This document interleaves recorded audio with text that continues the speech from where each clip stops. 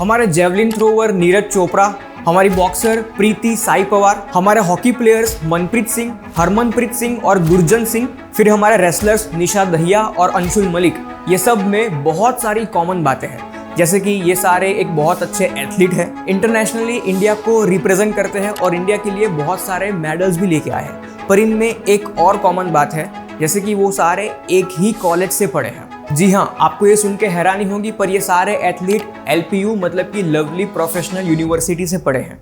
जी हाँ, वही LPU जिसका एक तरफ सोशल मीडिया पर लोग मजाक उड़ाते थे और डिफेम करते थे, और दूसरी तरफ LPU के जो मेन फाउंडर थे मिस्टर बलदेवराज मित्तल, किसी ज़माने में वो 15/16 की एक स्वीट शॉप चलाते थे, पर आज उन्होंने 600 एकड़ में फैली हुई एक ऐसी यूनिवर्सिटी बनाई है जहां पर पढ़ने वाले स्टूडेंट्स को 3 करोड़ तक का प्लेसमेंट मिला है और जहां से नीरज चोपड़ा जैसे बेहतरीन एथलीट भी बने हैं। मिस्टर बलदेवराज मित्तल और उनके बेटे अशोक मित्तल ने 4 ऐसी स्ट्रैटेजी का यूज़ किया है जिससे LPU आज इंटरनेशनली भी बहुत चर्चे में है। चलिए डिटेल में बताता हूँ। 10% of the Indian athletes taking part in the ongoing Tokyo Olympics are from Lovely Professional University in Punjab. LPU के स्टूडेंट यासिर M ने 3 करोड़ का पैकेज लेकर रिकॉर्ड तोड़ दिया।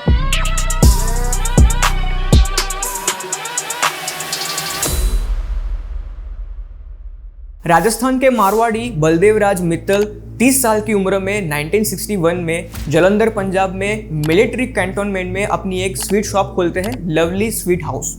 पर उनकी मिठाई ये जलंधर में चलती नहीं है। फिर वो 2 चीज़ों में चेंज करते हैं। पहला कि जलंधर में मोटी बूंदी के लड्डू लोगों को बहुत पसंद थे, तो उन्होंने वही टेस्ट को मेंटेन करते हुए छोटी बूंदी के मोतीचूर लड्डू बनाए। और दूसरा कि दुकान को पूरे दिन चालू रखने के बदले सिर्फ उन्होंने 2 घंटे ही खोला, और दुकान भी बंद टाइप की दुकान थी, खुली शोकेस वाली दुकान नहीं थी, जिससे लोगों के दिमाग में एक क्यूरियोसिटी जनरेट हुई कि भाई ऐसी तो कैसी मिठाई बना रहे हैं कि दुकान सिर्फ 2 घंटे के लिए खुल रही है और सारी बिक जा रही है। तो ये 2 स्ट्रैटेजी से ये लवली स्वीट हाउस चलने लगा और थोड़े ही टाइम में उन्होंने एक दूसरी शॉप भी खोल दी। और अब 1970s आते आते बलदेवराज के 3 बेटे थे, उसमें से 2 बेटे अपनी पढ़ाई छोड़कर ये बिजनेस ज्वाइन कर लेते हैं और उसको एक्सपांड करते हैं। पहले उन्होंने अपने ये रिटेल बिजनेस को एक्सपांड किया, फिर उन्होंने होलसेल भी शुरू किया और उसके बाद बिस्किट और स्नैक्स कैटेगरी में भी अपना हाथ आजमाया, पर जो वो चाहते थे उतना बड़ा बिजनेस नहीं कर पाए।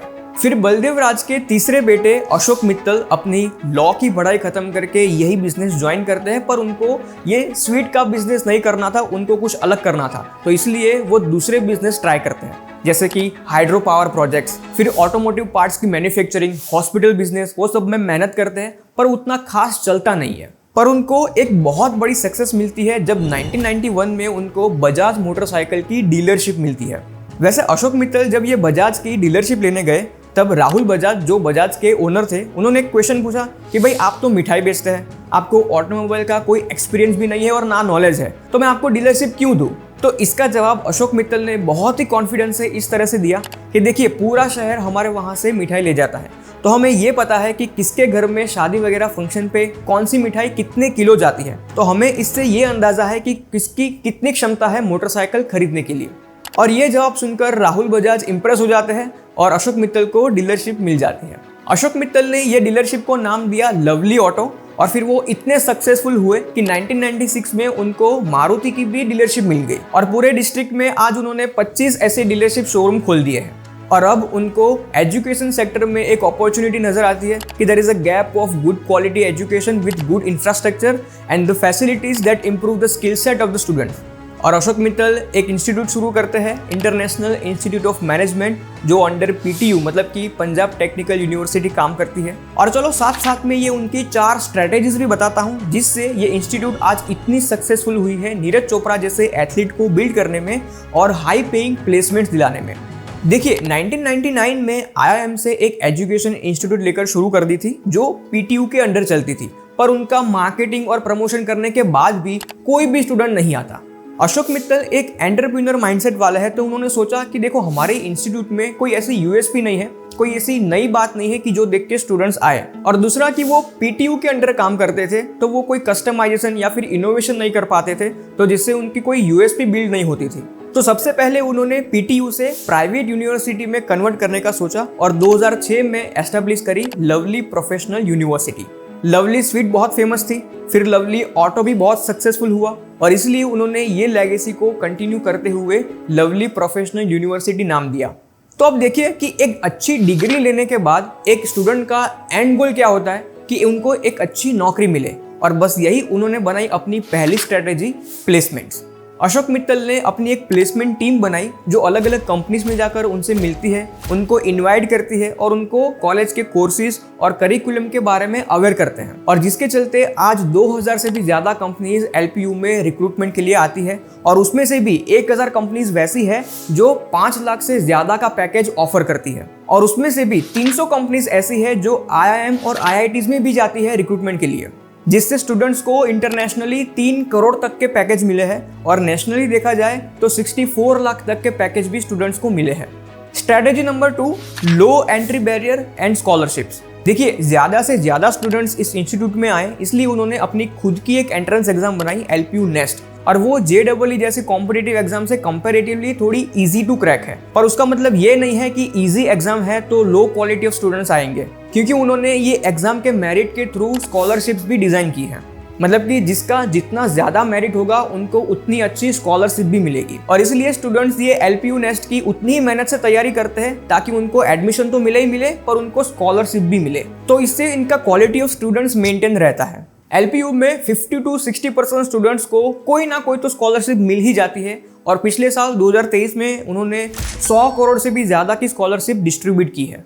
वैसे देखा जाए तो ये यूनिवर्सिटी एक कॉर्पोरेट ऑर्गेनाइजेशन की तरह ऑपरेट होती है, जैसे कि स्टूडेंट्स को चाहिए प्लेसमेंट्स तो वो सॉल्व कर दिया, फिर ज्यादा लोग एडमिशन ले पाए इसलिए इजी टू क्रैक एग्जाम रखी, पर स्कॉलरशिप देके वो क्वालिटी ऑफ स्टूडेंट्स को मेंटेन कर दिया। फिर उन्होंने तीसरी स्ट्रेटेजी लगाई कि इतने सारे स्टूडेंट्स आते हैं तो सबके माइंडसेट अलग अलग होते हैं, सबके स्किल सेट भी अलग होते हैं जो एक ही तरह के कोर्स में फिट नहीं हो पाते, तो उनकी तीसरी स्ट्रेटेजी है more options of courses. LPU में 145 प्लस कोर्सेज के ऑप्शंस हैं। फॉर एग्जाम्पल AI मतलब कि आर्टिफिशियल इंटेलिजेंट और मशीन लर्निंग का एक इंडिविजुअल कोर्स है, फिर डेटा साइंस और साइबर सिक्योरिटी के ऊपर एक स्पेशलाइज्ड कोर्स है, फूड टेक्नोलॉजी और न्यूट्रिशन का कोर्स, उसके बाद फिल्म और टीवी प्रोडक्शन का भी एक स्पेशलाइज्ड कोर्स है। दूसरी एक चीज जो पर्सनली मुझे बहुत ज्यादा पसंद है कि इंटरनेशनल कॉलेजेस के साथ टाई अप, जिसमें यहाँ के स्टूडेंट्स को बाहर की यूनिवर्सिटी में जाके पढ़ने का मौका मिलता है और उनके वहाँ के स्टूडेंट्स को यहाँ आकर पढ़ने का मौका मिलता है। LPU का एवरी ईयर 50 से भी ज्यादा इंटरनेशनल कॉलेजेस के साथ स्टूडेंट एक्सचेंज प्रोग्राम होता है, जिससे स्टूडेंट्स को एक वैल्यूएबल एक्सपोजर मिलता है। उनकी चौथी स्ट्रेटेजी है इंफ्रास्ट्रक्चर एंड फैसिलिटीज। दोस्तों, LPU का कैंपस फैला हुआ है 600 एकड़ में, और ऐसी कॉलेज बनाई है जैसे कोई बॉलीवुड मूवीज में दिखाई जाती है। Top notch libraries and engineering laboratories. University के कैंपस में एक होटल है जो वहाँ के होटल मैनेजमेंट के स्टूडेंट्स ही ऑपरेट करते हैं। फिर एक मॉल है जहाँ की अलग अलग शॉप्स भी वहाँ के स्टूडेंट्स ही ऑपरेट करते हैं, जिससे स्टूडेंट्स को कॉलेज लेवल पे ही एक हैंड्स ऑन एक्सपीरियंस मिलता है, बिजनेस ऑपरेशंस की स्किल्स डेवलप होती है और एक एंटरप्रेन्योरियल माइंडसेट क्रिएट होता है। सबसे स्पेशल स्पोर्ट्स के लिए वर्ल्ड क्लास फैसिलिटीज है, swimming pool, air gun shooting, badminton, tennis और वॉलीबॉल के एक नहीं पर 4 कोर्ट्स बनाए हैं, और स्पेशलाइज्ड कोचेस के थ्रू ट्रेनिंग भी दी जाती है। प्लेयर्स को अलग अलग स्पोर्ट्स कंपटीशन में जाने के लिए कोचिंग और फैसिलिटीज भी प्रोवाइड की जाती है, और इसी की बदौलत नीरज चोपड़ा और मनप्रीत सिंह जैसे कई सारे एथलीट बन के निकले हैं जिन्होंने इंडिया के लिए मेडल्स भी लाए हैं। तो अशोक मित्तल ने पूरे तन मन धन से ये यूनिवर्सिटी बनाई है। तन मतलब कि world class sports facilities, laboratories, libraries and best infrastructures. मन मतलब कि ऐसे कोर्सेज और करिकुलम डिजाइन किए हैं जिससे स्टूडेंट्स को हैंड्स ऑन एक्सपीरियंस मिले, स्किल्स डेवलप हो, जिससे उनका कॉन्फिडेंस बिल्ड हो और उससे एंटरप्रेन्योरियल माइंडसेट क्रिएट हो। और धन मतलब कि स्टूडेंट की फाइनेंशियल प्रॉब्लम सॉल्व कर दी, उनको स्कॉलरशिप भी दी और उनको डिग्री के बाद अच्छे प्लेसमेंट्स भी दिए। और आपको ये वीडियो अच्छा लगा हो तो लाइक करके अपने दोस्तों के साथ शेयर कर दीजिए और सब्सक्राइब जरूर करना, क्योंकि मैं ऐसे वीडियोस बनाता हूँ जिससे आपको कुछ वैल्यू मिले तन मन धन से।